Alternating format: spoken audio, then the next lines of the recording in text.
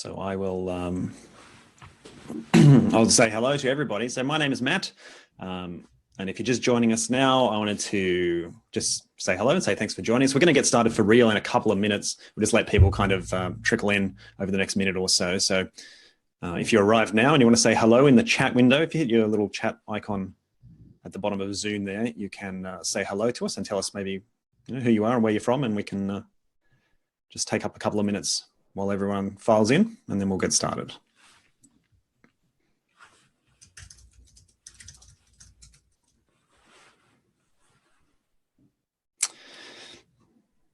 And how are we all? So first question, oh, Zach from Toronto, Riaz, Toronto, Canada.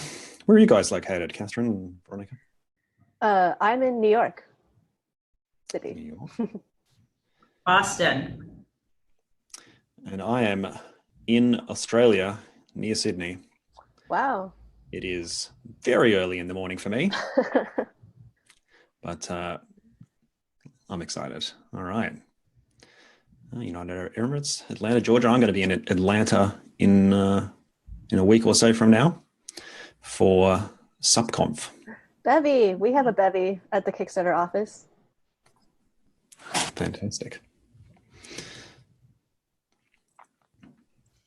Bevy's awesome. What is Bevy? What should I know about Bevy? It's not voice activated, at least not yet. But some of the more tenured folks in the office like to prank newer hires, telling them it is. Like you have to say like Bevy, and it'll turn on, and you just watch people kind of yell it at the thing. Shouting at a responsive thing. Fabulous. Excellent. How are we doing? Oh, we'll just give it one little minute more. We'll get going. So we're talking about scaling up support here. So I think we've got two people with some experience there. And I think just to set some context, the difference is going to be my scaling of support took about 9 years. And I don't think we're talking about that kind of speed of scaling today. So I'm going to let these two other more experienced people tell their stories in a little minute. All right, we're about to get started. So let's get going. So the chat, if you're in the chat and you want to ask a question at any point during the conversation, just type it in there. We might do those as we go through, or we might keep them for the end, depending on how it fits in. But put them in there, we'll be able to see them, and we'll try and get to as many of those as we can. So just another hello to everybody. Thanks for joining us today. We're going to be talking about scaling up customer service, specifically the kind of scaling where you have a sudden business expansion, or you have a whole new support volume to deal with in a very short space of time, and how you deal with that, how you can kind of prepare yourself for that to what degree you can. My name is Matt Patterson. I work for Help Scout, and we provide help desk software, knowledge-based software. And my role there, I kind of talk about customer service and make videos and do this kind of discussion, and generally organize all the customer service related content on Help You, which is our customer service education platform. And before this job, which is about 1.5 years now, I spent almost a decade running a support team for a SaaS company in Sydney called Campaign Monitor. And with me today, I've got two people with lots more experience in that kind of sudden demand, as I said. We've got Catherine, who's from Kickstarter, and Veronica, who is from Lovepop. And Catherine, I want to start with you. Just tell us a little bit about yourself and your role at Kickstarter. Cool. Hi, I'm Catherine. I've been at Kickstarter since January 2012. Just joined on the support team directly. We were a team of 6 at that time, and we were all responsible for answering support tickets, also reviewing project submissions, and also moderating the entire site. So definitely a lot for one small team. But since then, with Kickstarter's kind of very rapid growth over the past few years, we've grown out dedicated teams to kind of, specialize and more fully own these 3 areas. So, like I've been the director of the support team since 2014. Fantastic. And Veronica? Hi, Veronica. What you said, sorry. Joined Lovepop about 2 years ago. So before we were on Shark Tank, I came on as our first marketing hire, and my role evolved after our first Shark Tank appearance. Took ownership of our support team, became the head of customer happiness, and I also simultaneously lead growth and marketing for our wedding product. There, we can get into it later, but I have two different teams who kind of serve a similar function, because ultimately the main goal for us is to provide magical experiences for our customers. And Love Pop is, for those of us who are not familiar, it's the crazy cool cards. Oh. Yes, that is pretty amazing. That's very cool.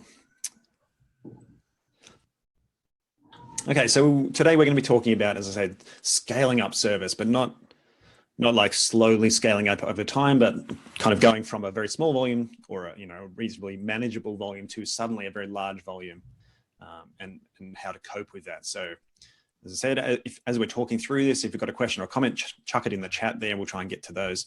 But I think we want to start with the Shark Tank story. I think that's a pretty good example of an event that creates a sudden amount of demand that wasn't there before. And full disclosure, being in Australia, it's not a show that I have seen, especially that version of Shark Tank. So I kind of went and looked it up on YouTube, and I discovered that there's a show in which there's a person who calls himself Mr. Wonderful, which seems weird to me. Sounds like he should be a Batman villain, but I assume he's not. But maybe Veronica, you can kind of talk us through like what that experience was like and the kind of the impact of it. Yeah, so as the only marketer in the company at the time, I worked really closely with my boss, our CEO, Wambi, and our head of product once he was onboarded. So Wambi and I were doing everything together, from like managing an agency who's doing acquisition to organic and things like that, and then working with our head of product who was doing a lot of on-site optimization and SEM, and lots of stuff was going on with a very lean team. But one thing was a constant is that it was deeply ingrained in me that the most leverage we have for any outcome that was positive for the business was to understand the customer. So I called every single person who placed an order for a decent period of time, and I asked them, where did you learn about us? What do you like? What do you not like? And I just got in the rhythm of doing that. So I think it was about 5 months later when we aired, it was a really natural thing for us to be very considerate of the effect that the demand or the sudden attention would have on these people. So when we started to think about it, we were like, okay, well, we don't have a support team, and we haven't invested a lot into thinking about how we will support them at scale, obviously. So put our heads together, and at that time, we thought that the best idea was to work with somebody who was managing support as a contractor for a company that was like in the hundreds of millions, which was very far away from where we're at. So our COO and a partner who was basically a former friend that attended the same architecture school with them and was an amazing person and was helping us out. The two of them tag team this really crazy process where they were driving like 60 miles between HQ and where these people were located and trying to onboard them.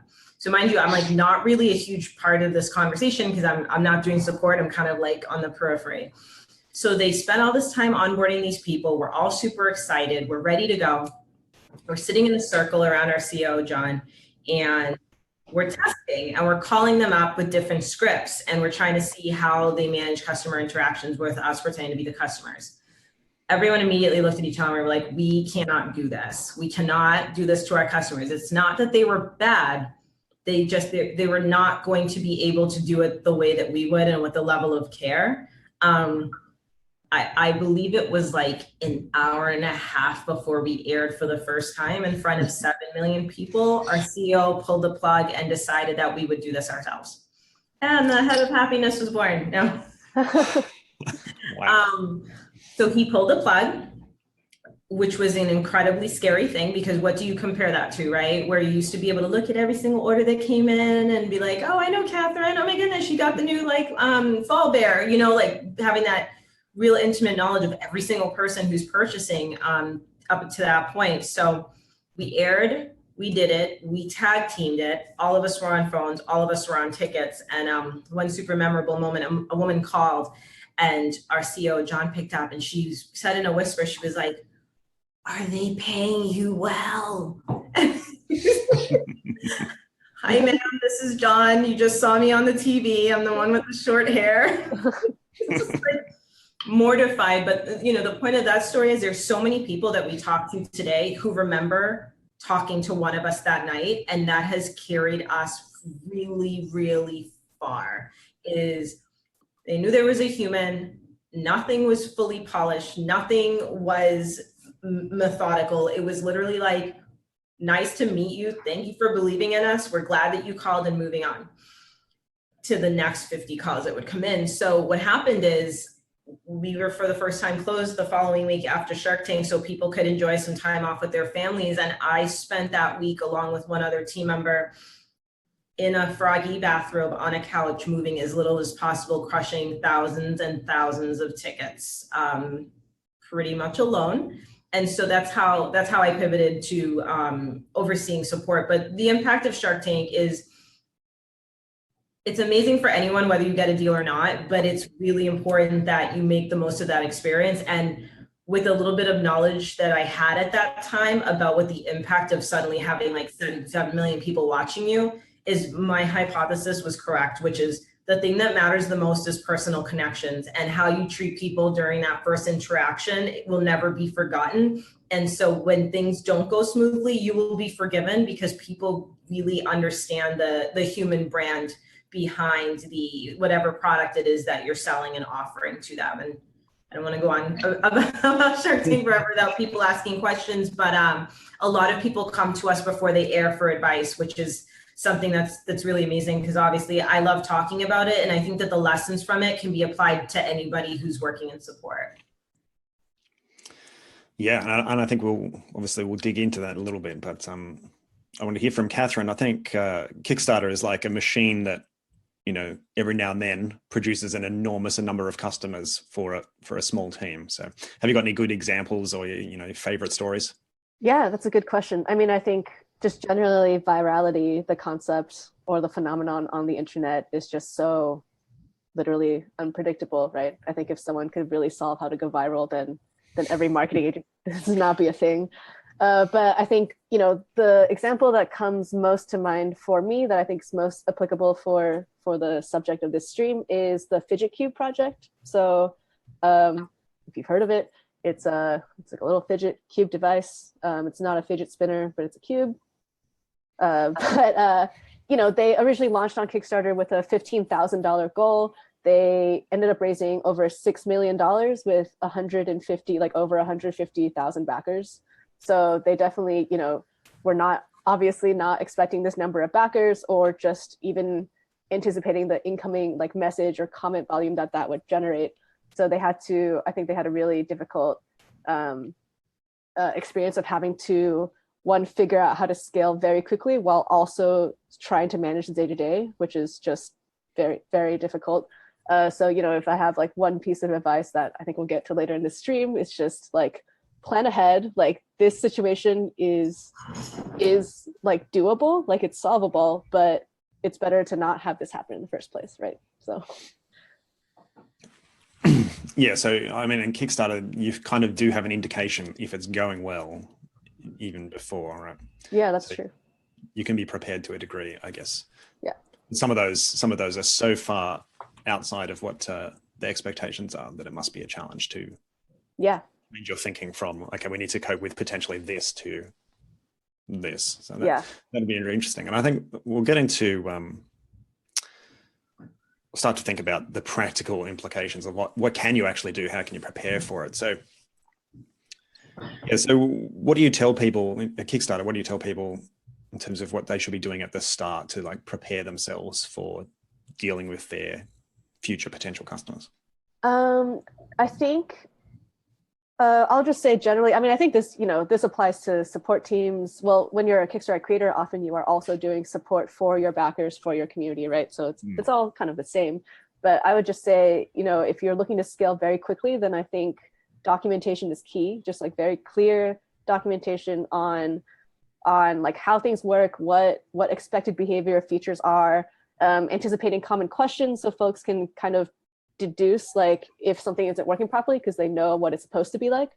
I would also say like leveraging, I think basically your your efforts should be towards making public resources or like easily shareable resources that people can then help use themselves to self-serve support. So they shouldn't have to write it in the first place, right? You should like make sure that on your project page or just in the FAQ, things are super clear. You're like anticipating common questions. If you're getting a lot of one question in a row, maybe make that an FAQ, right? So then you hopefully stop answering these questions.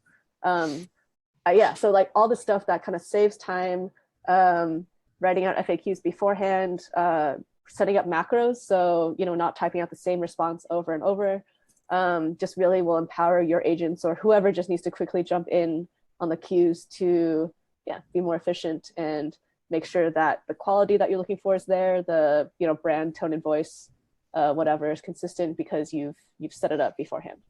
And that brand, like the tone and voice, Veronica, that's sort of like what you were saying, that a lot of the value of doing it in-house is that they're going to talk to people who are actually in that company and who know this is how we are, like this is how we treat our customers.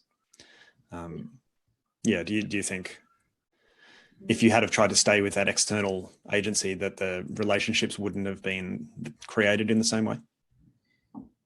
I do believe that. I firmly believe that in that pivotal moment, right? So things are a little bit different now. Last year, somebody approached me. They were a startup who they provide kind of like on-demand support services for companies for this exact reason. And I was super intrigued by it because it was just a really cool concept. And I also have my team structured very differently than most people do. So my team is not exclusively support. One of my team members was doing 50% support, 50% working with acquisition. So what it allows me to do is hire this like really amazing talent who has other interests that they can infuse into the support channel, but also helps them to develop skills that they really want for their future career. So with that, very flexible people, really different kinds of personalities and things on the team. But what's happened now is we're in a position where I need to likely quadruple the team soon. And I think about what that looks like as a place that's running out of space right now, and all sorts of other fun challenges with startups. And I re-engage in this conversation with this company.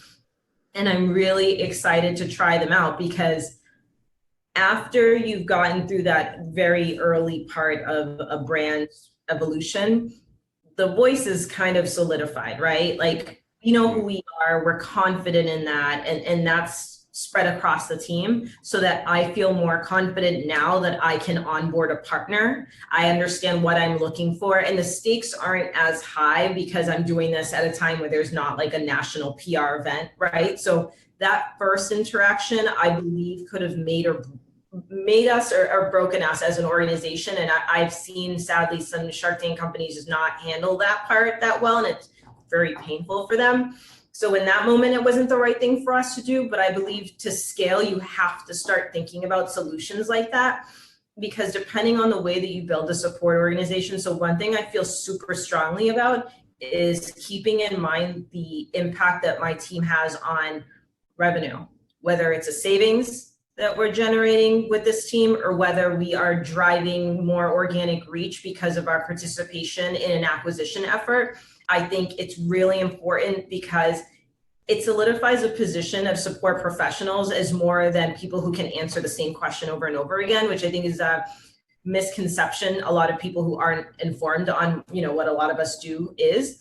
So for me, I really keep that front and center. So what this does, and I haven't executed the project with this partner, but what I'm excited to learn is, can I segment a part of that like straight up customer support stuff that's like an easy answer to these people, which would free up the team then to take on some of the other, I say bigger challenges, but when it comes to a pop-up cart, it's pretty basic. I lost it, here's a new one, it's broken, here's 3 more, you're super happy, we love you. But there's more to that in support as well. It's the way that I treat you ensures that you come back, which is repeat, how much you buy, which is lifetime value, how many people you tell, which is NPS and word of mouth referral, and all that other thing, all of that other stuff. So it's a very long answer, but I think that it's, in the beginning, I thought it was very clearly defined where it's like, no, we keep this in-house. end of story. Only we know how to talk to these people. But I think there's some really smart people out there who are building businesses and resources that allow people like us to scale even more quickly with minimal risk by taking on some of those more repetitive tasks off our plate. Absolutely. That's a really interesting point. And I think it would be possible, right? It would be possible even for someone in that situation, like about to go on television, going to have a huge spike, to use external people. But if you were going to do it, you probably need to start it. Like, it sounds like, you pulled the plug because it wasn't working. But, in theory, it would have been possible. And I think particularly for it's a company which has a longer history, has that kind of tone of voice really nailed down, and could, because I was working with, and I'll put this in the chat actually, because this article that I worked on recently, I was talking with some people who have done this, who've outsourced part of their support, and one of the things that I was talking to the providers, the companies that provide that support, about like what makes it really work for you, and basically the closer they can get to, these people are like part of your team, they are embedded in the team, they understand the culture, they know how you speak to each other, how you work as a company, where the lines are. The more effective they can be at like representing you to other people, because you're right, it's a huge moment when it's often the very first interaction that these customers have with you is that first support interaction. There's like this magical thing where people still call us, and I mean, we're not a massively giant company, but people believe that it's just still me in my froggy robe on the couch, which to me is amazing. And I walk them through the fact, I'm like, oh, I have a team now and things like that. But people still call my cell phone number that they got from me the night of Shark Tank, and they just check in. And yeah, like, yes, it's intense. But I can't think of any greater, these chairs are nosy, sorry. I can't think of any greater compliment to our company and our team, that people really get who we are as human beings and think enough of us to literally just check in and be like, hey, remember me from Shark Tank night? To me, that's just like super magical and amazing. So Catherine, you must probably get people who have, kind of started doing this and are in trouble. Like they don't know how to communicate. Not everybody has that ability, right? To yeah, I mean, deal with them.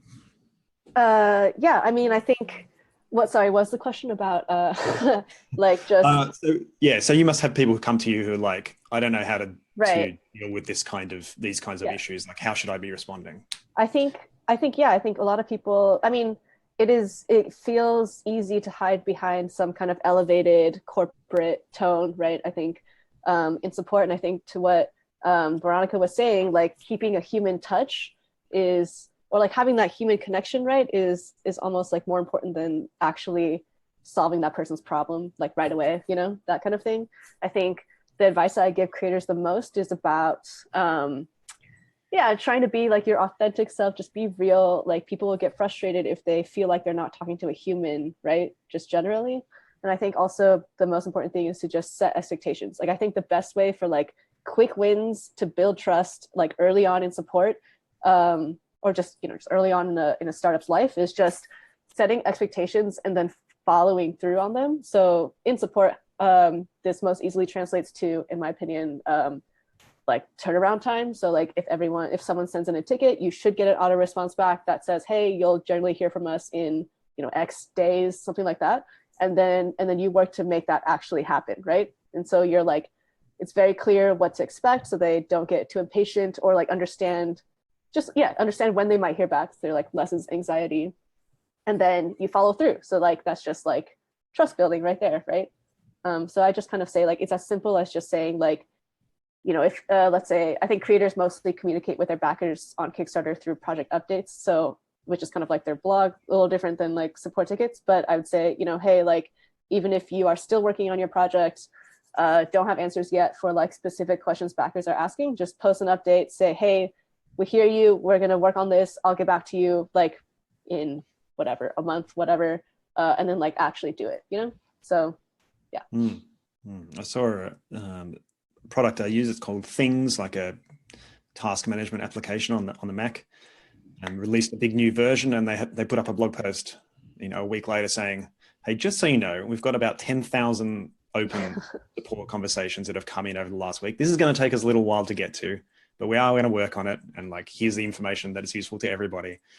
The difference between that and the same 10,000 conversations where they're not acknowledging it, there's no context set for why am I suddenly getting no reply? Like, that's a very different customer relationship moment. Right. So I think that's a really valuable point. Yeah, Veronica, do you want to talk a little bit about how to, okay, we're talking about scaling, like how do you find people, how are you going to quadruple the team? So one option or one part of it is going to be, working with this external provider who can kind of give you some of that scale. How do you find people though who are a good fit in terms of customer service? It's super challenging. There's two parts, right? So before we had a certain amount of traction and visibility in the press, TV and things like that, it was very, very hard because I'd have to walk people through who we are, what we do, why this is an amazing opportunity and things like that. I recently realized that I'm a little bit past that, which feels very luxurious because people know who I am, what I'm talking about. They've seen us on TV a few times and stuff like that. So that's a real privilege, and that builds that top of the funnel pipeline for you a little bit, which has been, again, luxurious because it used to be just me out finding people. Our posting for happiness people is very, very vague, and it's intentional. If you read it, it almost sounds like your standard support job. And we do this for a very specific reason. If you are not energized about doing nothing but talking to the people who are kind enough to purchase our product, then nothing in this organization will be a good fit for you, period. End of story, right? So that goes from our founders, John and Wami, to every single person here. So it's very much a cultural thing. And I walk people through these anecdotes of like examples of times when people here have gone through, gone to crazy lengths to make a customer happy. So I keep the posting vague, which is very challenging because sometimes people don't know exactly what they're getting into and it's not a good fit. And it takes me a little more time to qualify the people, but I think it's really worth it because again, if you're not excited when we're on Shark Tank and you're going to need to sit in your froggy bathrobe for 5 hours straight, are you still going to smile through every single ticket because you can't believe that you have the good fortune of having all of these people who care about your product? Like if you're not that obsessed with what we do, then it's not the opportunity for you. To take it a step further, when I start to walk people, because it's mostly people who wouldn't traditionally consider support, right? Because they're imagining people in a call center, everyone's angry and it's all like the customer service meme, BuzzFeed like collection things. Like they're thinking through all of the worst things about customer service. And I start talking to them about it and they're like, wow, that's a really incredible opportunity. So college job fairs have been super awesome. Local publications that write about startups have also been a really great source because the kinds of people who follow startup news have a really solid understanding of how we work, which is like, you're going to come in here on your first day and it's not going to be, we're not sending you off to a retreat at a house where you spend 14 days getting used to the brand and it's a suit, like you're here, crush tickets, it's going to be amazing. Like that's how it is. Just to give you a sense for the talent that we have on our team. So they're brilliant people who could do anything, anywhere. They choose to be here and they choose to do support at Lovepop because of what we have to offer them beyond it. Because even the kindest person in the world would get burnt out answering the same questions over and over again. So what we do is we really develop this culture of the data drives the things that we do. So you really kind of gamify, right? You're like, I got 20 tickets. Of those 20 tickets, 10 people said this thing. Let me drill into that. People are taught to independently drill into that, talk to cross-functional teams. They get to interact with product and engineering, and they get to do all sorts of cool stuff. And as you can see, I'm super passionate about it. So for me, and not to pat myself on the back, even though I totally am, I can sell anybody on Lovepop. And I firmly believe that because I believe everything that I say and I can prove it. And I have a really amazing team to back it up. These people could legitimately be doing anything and they choose to be here. And that's a privilege that I take lightly. Flip side is it takes a really long time. So that first will come in handy. And then of course, as you grow, you get a recruiting team and stuff like that. So hoping for that someday, but I'm curious to hear about it from Catherine's perspective. Good handoff. I actually do have some experience recently with working with a third-party kind of vendor, support vendor. So Kickstarter actually does outsource, work with a remote team through Mod Squad. Shout out Mod Squad. But in terms of the hiring process, I think everyone has hit the nail on the head here. Like, you can't just throw over a body of work over the wall and expect like the same quality or like even care that like your in-house team would have, because so I think when I worked with Mod Squad to source candidates, I sent them the job description that I would put on the site for an in-house hire. I sent them the like support quiz that I would send any prospective candidates. They write like a little blurb about themselves and just like why Kickstarter, things like that. And I think that's really paid off, just being able to like treat them like they are in-house, they're just remote, and like so and I think it's worked out like really well. I think just generally training a remote team just takes longer than if the person were in-house with you, because you can just like go up to them, ask questions, like be really hands-on. But I don't think that is unique to outsourcing. It's just like remote teamwork. Yeah, so and I think we're making that point, like this, you can do this with people who aren't part of your company, but you have to put a lot of extra effort into making sure that what you get out is a level of quality which is acceptable, to what you would expect from people inside as well. But and so another approach that some people, and then I bet both of your companies have, certainly at Campaign Monitor I did, and here at Help Scout too, is just getting help from everybody. So like in times of peak demand, have you got systems to like, can we get other people to jump in whose job is not normally to talk to customers directly? Veronica, have you done that? So the way that my team is built, again, so because I lead two different teams, two of the three people on the wedding marketing team are former happiness associates, and that is my fail-safe. So when things get really nuts, we have those true resources. And truthfully, because I love talking to customers, I do it all the time. It's cool to think about something different. So I haven't had any opposition on that. So it's really nice to have that as an emergency resource. But again, something that I really stress to people who are interested in being on the team is not a lot of organizations allow support to have the seat at the table that LovePop does. And that voice isn't always as respected as it is here. And because John and Wambi have fostered that culture, it makes it really easy for us to ask anybody for help. Like, other members of the leadership team will turn on chat to ask customers how they're feeling about things, and they'll talk to them directly. They'll pick up the phones, they'll go to our retail locations and talk to them face to face. So will they execute whatever the action is flawlessly the way that a professional support agent would? Like, absolutely not. They're usually coding or like watching customer videos and things like that. Absolutely not. But once again, it goes back to what Catherine said, is it's a person, and as long as they're honest and it's like, hey, I'm Max from product and I actually don't do this often, but I'm super excited to talk to you. We're going to chat, but Veronica or her team are going to take this home. Like, as long as you have that honesty and transparency and a culture that really values the customer first, I think you can throw anybody on the phone or on tickets and feel safe because they have the best intentions.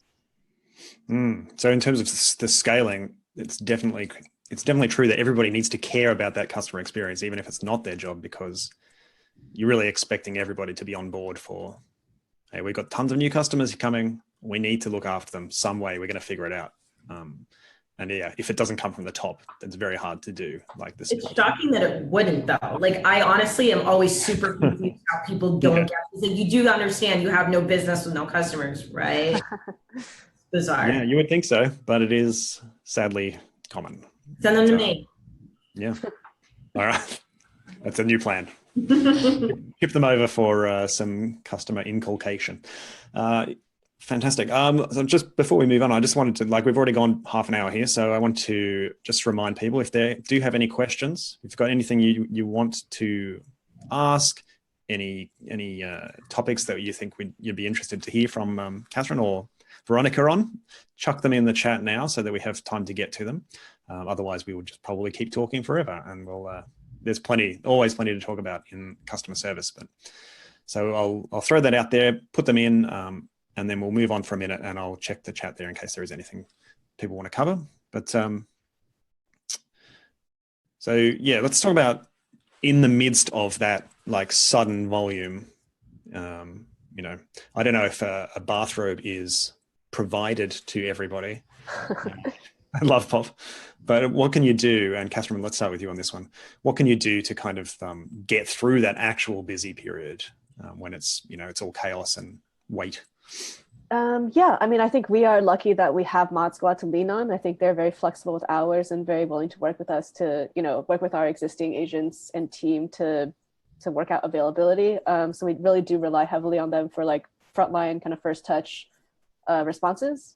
But I think, yeah, I mean, yeah, this is advice that I think will apply to just outside of support as well. But I think just taking the time before stuff goes down, you know, hopefully, like, there's always unforeseen things that come up, but hopefully taking the time to just plan, just kind of like all the scenarios, like what's the ideal outcome, what's the worst outcome, what's like most likely to happen, and then just kind of like have those plans out. So I think, again, just kind of going back to documentation, macros, just like writing down, making sure the team's on the same page, like if this, then that kind of thing. I think in a situation where it's like totally unanticipated volume. So for example, if like, I don't know, like the site went down, you know, like a huge outage or something like that, then it's like an all hands on deck situation, right? So we work, our in-house team will just kind of drop everything they're working on, jump in the queues, acknowledge that there is an issue, we're working on it, update our status block, things like that. I think in times of, and that I would say is like a real time kind of like crisis that's happening, I would say then like internal communication is super key. So I think about like establishing a point person that's like, your job is to make sure that this running doc of like what everyone's working from in terms of knowledge base, whatever, is like up to date. And it's like your job to make sure that people know when there's an edit or like a new addition, like new information, and just kind of like do traffic control that way. And then you have a team of agents kind of on the front line applying that, right? So it's kind of like I don't know if anyone plays like team sports or something, just like I play basketball. So just even on the court, when you're on defense, right, you're always talking anyway, because that's the only way people know where you are, like if someone's behind me or whatever. So I just apply that same kind of thing to activating a team to be like fully productive and efficient and like no confusion, no overlap, kind of stuff like that. Very good. Even with a sports metaphor. Sorry. I'll take. And Veronica, like you must have, I imagine, kind of retail bursts of volume in your business. Do you do anything differently? Do you just systems kind of just absorb that now? So because most people on the team are doing other things, it's really easy to pull back on those other things and not do them. And then they go to 100% support, which helps us crank. So having that flexible team model, having other people in the organization who are former happiness professionals is also really great. Another thing is to not commute, right? If you have a team of 4 and it takes everyone 2 hours a minimum per day to commute, you've automatically gained 8 extra hours, which really will take you far in those crunch times, right? If you don't have to leave your house on a snowy day or whatever, that's been really helpful. But I think the smartest thing to do is to anticipate the issues that lead to those spikes. So the seasonality is a given, that's going to happen over and over again. But what I try to do is really reflect on the most painful moments that we've experienced as a team and how we got there. So in the past, one of those challenges was inventory. And something really horrible that happened was we were advertising a product that was doing really, really well. And we ran out. And we continued to advertise because the ad was performing and we were getting more product in, but then the product took a little longer than expected. But this was a card that was for men who were in same-sex relationships, and it was a newer design and people really, really wanted it for their partners for Valentine's Day. I had a really, really hard time because I had promised people that card was going to be back in time and they were going to give their beloved this amazing card that they've never seen before on this day. And ultimately, I was not able to do that in some cases. But I never wanted to feel that feeling again. And I never wanted to leave anybody that disappointed again. So I learned at that point, it's like, okay, every single time I have to sit down and think about the upcoming season or event, the knowns, the things that I know can go wrong, that can really derail stuff that will involve us to, have to scale up very quickly. but what are some potential unknowns, especially as you mature as a company? It starts to become a thing because you're like, okay, well, we're not going to run out of that. Like, it's highly unlikely that's not going to happen, but there's something new that's going to come out of this. And that's the phase that I'm in right now as we head into our biggest holiday season ever. I'm really wrapping my mind around that this season is going to be bigger than Shark Tank ever was. And that's like a really hard thing for me to understand. I, as one individual, can no longer bail us out if things go wrong. And I'm really taking the time to absorb that because I'm trying to find these pockets where just pockets of opportunity. Like, if this happens, I'll do this. And if this happens, I'll do that. And then here's a space I'm going to leave just in case everything goes wrong. All, 5, 6, whomever people will be 100% at this point. So think creatively, but also take the time to step outside of the day-to-day and look at the big picture and anticipate anything and everything that can go wrong. And then just plan for something to go wrong by having a little bit of extra capacity, whether that's outsourcing or cross-functional support from the rest of the teams. Yeah, that Slack time is super valuable. And actually next month on Help You, we're talking about this kind of like rush hour, seasonal volume changes. And Adrian Swinsko is going to be writing an article for us, but I was talking with him about it. And he was saying one of the big things that he tries to teach his businesses that he works with is to learn from those peak periods so that next year you can cut out a lot of the causes of some of those peaks so that you save yourself. And then, say, there will always be something new, but at least if you're constantly improving your systems, you avoid some of those. Avoid recreating it every year. But this flows nicely into, where did all my questions just go? They just disappeared on me. The question was, how do you handle like that tough conversation when you haven't been able to deliver something? Or when you're disappointing your customers in some way? Catherine, do you want to start with that one?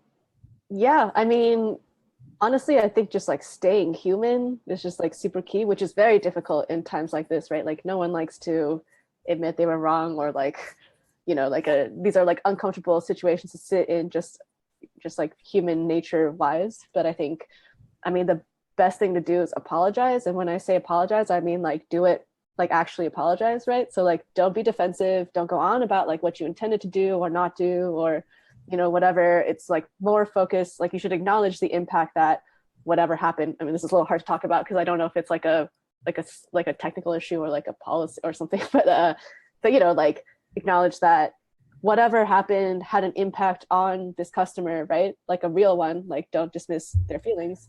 And like even if you can't solve it right away, just like helping them feel heard and that like you listened, you're learning from this, like we're all in this together.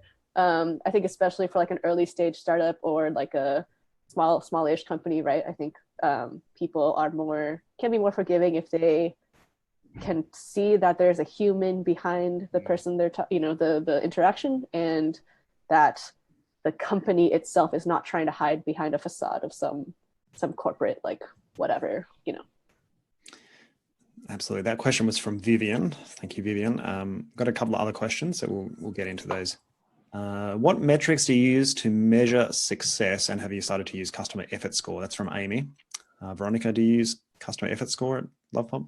I don't, and I don't know if it applies directly to us. I think I have a good understanding of what it is, but can you tell me more, Matt? Yeah, so there's a book, Matt Dixon, I think, wrote the book about customer effort score, if I'm right. But essentially it's trying to measure not just the satisfaction rate, but like how much work did the customer have to do to get helped in that situation. So you're trying to look at, a broader picture than just like what was the final outcome of it. But Got it. So no, but I will look at it because that's super interesting. What I do look at really closely is, so I think different support teams optimize for different things, right? We, in the beginning, made a decision to have our number on the site so that people would call us and talk to a human, which is very different than a lot of people in e-commerce. So our main objective is happy customers at whatever cost, right? So we're not optimizing for getting off the phone fast or any of those things, even though they're critically important. So happiness is basically it. So what's this customer satisfaction rating holistically and for individuals, and our minimum threshold is 95. So you're expected to be over 95, and we consistently are, which is just bonkers, and I'm super proud of that. The other thing we look at, which is a measure of health of the overall business, but something really cool that we do is we look at the top line NPS, which I know there's a lot of arguments that can be had for that number, but let's just go with NPS. Within there, you can apply theme tags in the service that we use, and then we have an NPS strictly for support, which is also in the 90s. I feel very happy about that. The last thing that I really care about is response time, obviously, but because we're not an organization that's really prioritizing speed to resolution at all times, even though it's important, that's one. And then another, sorry, I know I said last one, there's one that's really is becoming more important as we grow, which is looking at the number of tickets that come in per order. So I think that might align with the customer effort score. Basically, are we driving that number down? Are we looking ahead where we're anticipating these needs and removing these barriers so that we see that number come down? And now that I've talked through it, I think we're using the tickets per order as the proxy for the customer effort. Because ultimately, while we want to talk to everyone and say, hey, what's up?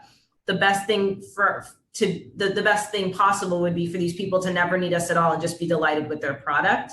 So that's the measurement we're currently using, but I will also look at the other. Yeah, I was actually, the last 2 days I was at the Zendesk Relay conference where they talked a bit about customer effort score, and that was the first time I heard of it too. Sounds really, really interesting and actually actionable. Right, from a support perspective, in terms of metrics for us, we still are a really small team. Kickstarter like the entire Kickstarter company is like 120 something people still. Our Mod Squad team is 7 kind of around the globe. And then our in-house support team, including myself, is 8. So still like very easy to kind of be very hands-on and, not have to reduce your agents to like a number or metric. So I think we are a little like more flexible in that area. But yeah, I mean, obviously tracking turnaround time, whatever our expected is, making sure we're hitting that.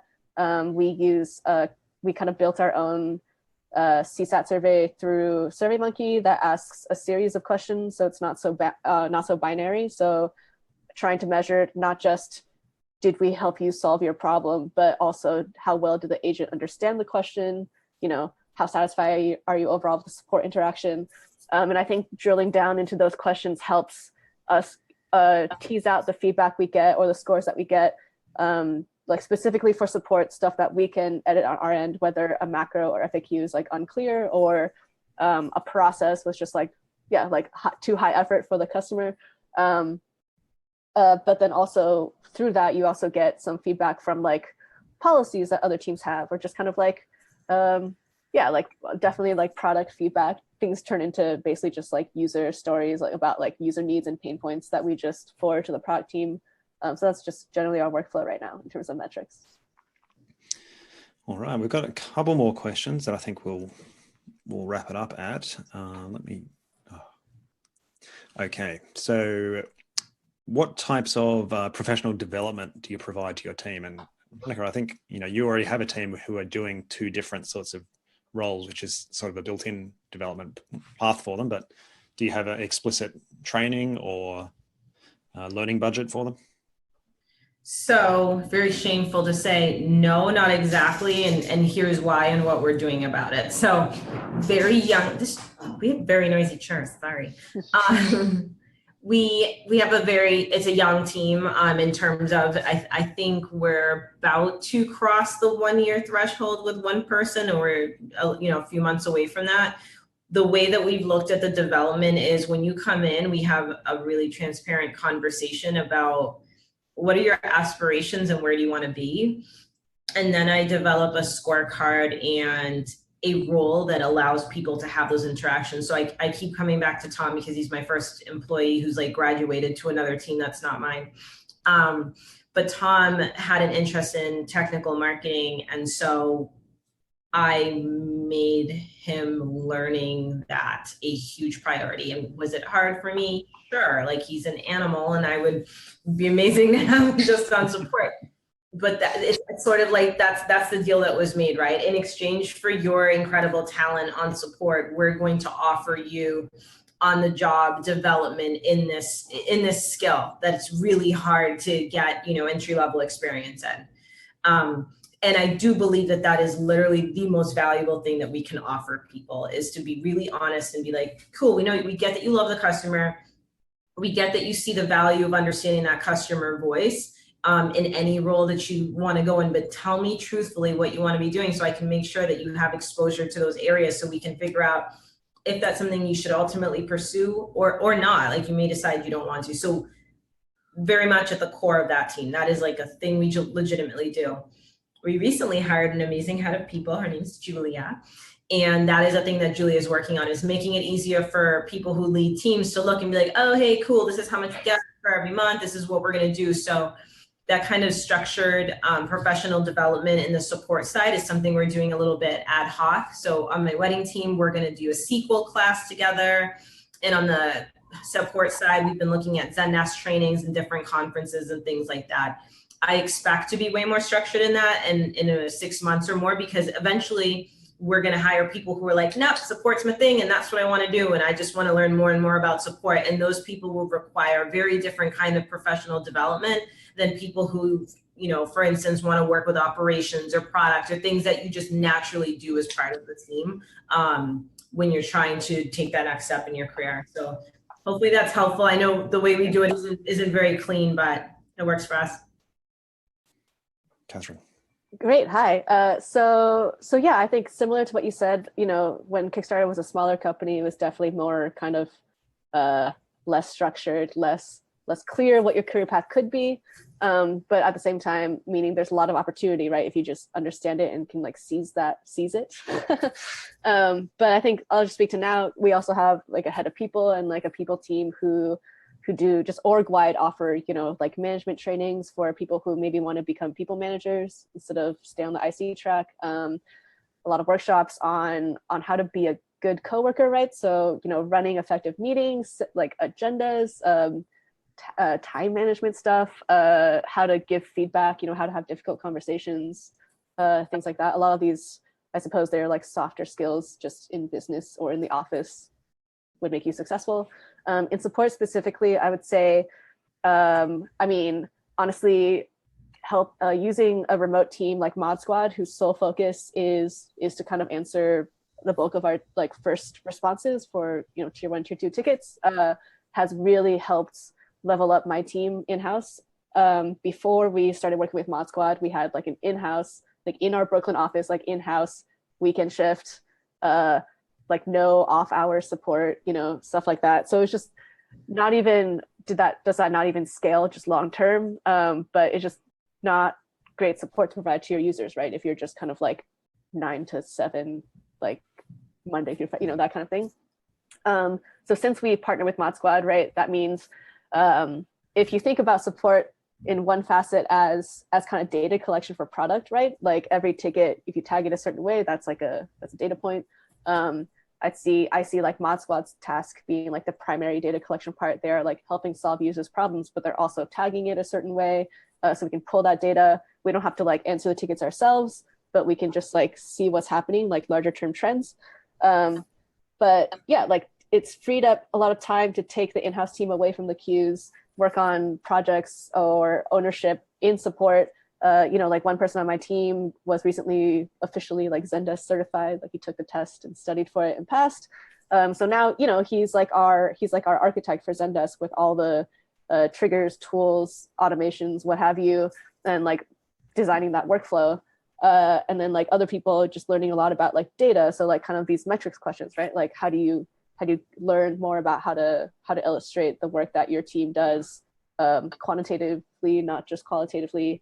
Now that we're working with Mod Squad, right, a full-time job honestly is kind of just like developing that relationship just with our project managers, but also with our mods, helping them do QA, answering one-off questions, but also just like like staying human with that team too, so they know that we care about them and the work they do, so they bring that like love and attention to their interactions with our community as well.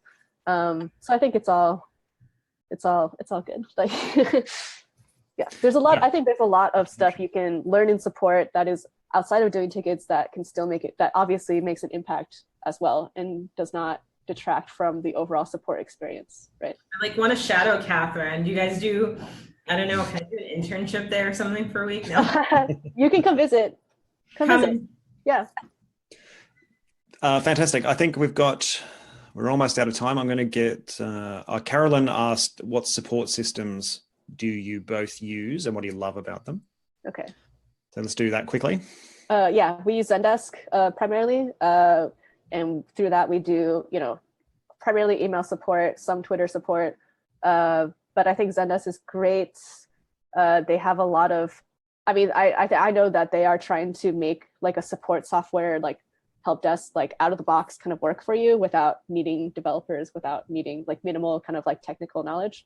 I think that's not to say it's not complicated, because it is, but it's like learnable, and I think they're doing a lot of exciting things in the future with future trends, like using artificial intelligence to kind of like AI or robots to help sort or prioritize tickets or just gather data on a customer so an agent doesn't have to manually do that, right? So like, what are tools that, like if you're thinking about support tools, what are tools that can help you remove as much of the rote kind of repetitive work as possible so that the humans who are your agents, your human agents can then like focus on the human interactions.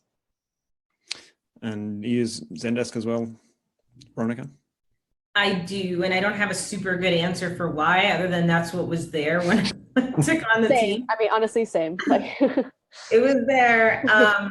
It is a little more complex than I think we needed when we had it at that time. Now that we're scaling, it's sort of like, okay, we're learning it. A team member of mine will likely get Zendesk certified as well, and we're maturing along with the platform, and I'm happy with it. I think there's a lot of people out there though who are doing really, really cool stuff. So sometimes I have FOMO on different platforms and just don't have the bandwidth to play in all of them. But I have a belief that I will in the near term, only because I read a lot of what people are doing in the space and the commitment that people have to improving the experience for not only the customers, but also the agents.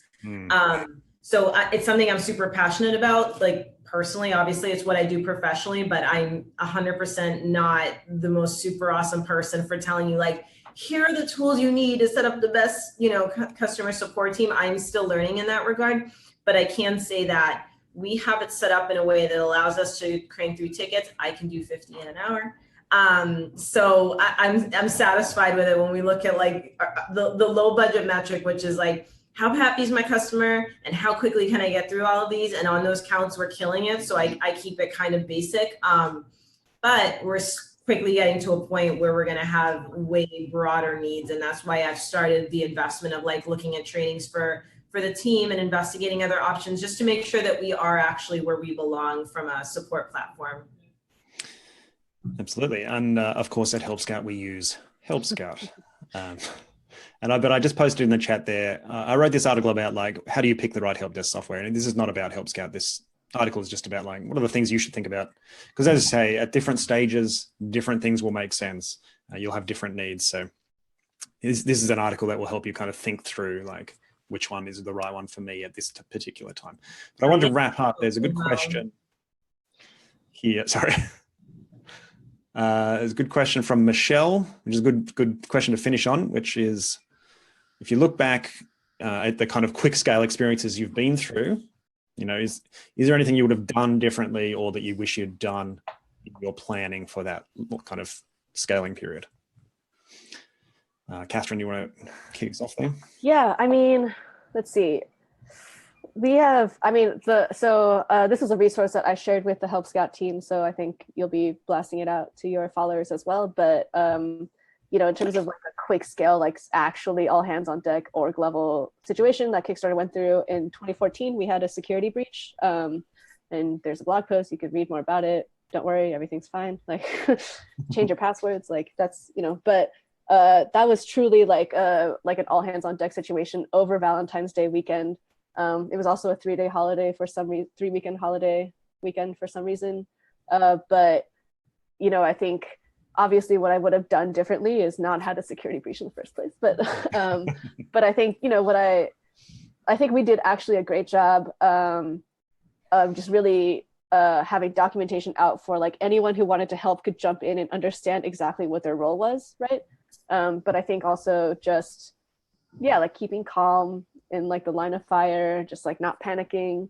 Like these are all just things that you should think about. Like things can feel really urgent or super on fire, but it always works out better if you can just like pause and take a step back and just like come out with a plan instead of just diving in and then trying to do that simultaneously. So. That's well said. Is Matt still there? Sorry, Yep. yes, I know. No, I mean, I'll hop in really briefly. I think what Catherine said is amazing. If I could go back, I'd probably be more like Catherine. But because I joined the company as a marketer and I actually didn't have support experience, I think it would have been incredibly beneficial to us if I had thought like a leader before I was like formally became one.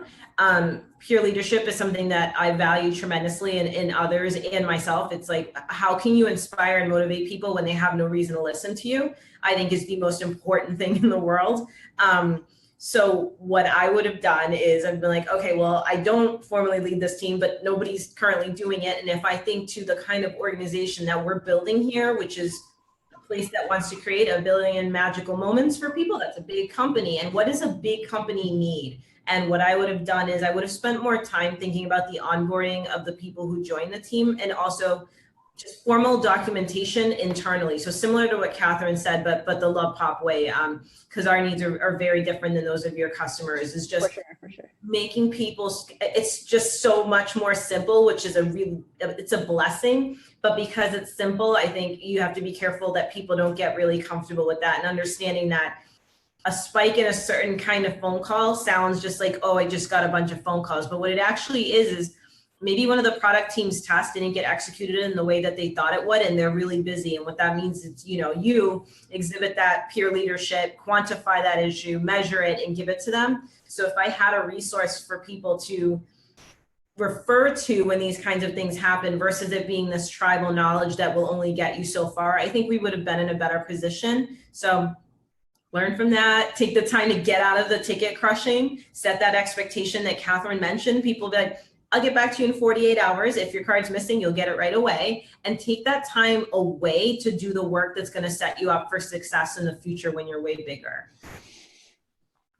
Absolutely. I think that for me, even my scaling up was over a longer period, but it was exactly the same challenge, which is needing to get out of directly working with an individual customer to be able to step back and say, like, where are these problems coming from? What can we do to stop some of them so we don't have to answer that again? And how can we restructure the team? So it's very valuable time, and you have to make that time even when it feels like you don't have the time.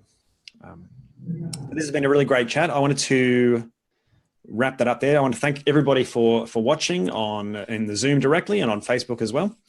The recording of this conversation and the resources, some resources from Veronica and Catherine and some of the ones from me as well, we'll be putting them up with the video on the Help You website sometime in the next couple of weeks. And you can watch that again there if you want to. And then next month, we've got Adrian Swinsko. As I said, he's a customer service expert. He's going to be talking about ramping up service in busy times. So it's a nice flow on from this one. And we'll have a whole month worth of articles around dealing with kind of seasonal busyness or events or something going horribly wrong, that kind of stuff. So thank you very much, Catherine and Veronica, for taking part today. It's been really good. I think we learned a lot out of that. Yes, and thank you for all the amazing questions, everyone. Bye. It's great. Thank you so much. Now we wait.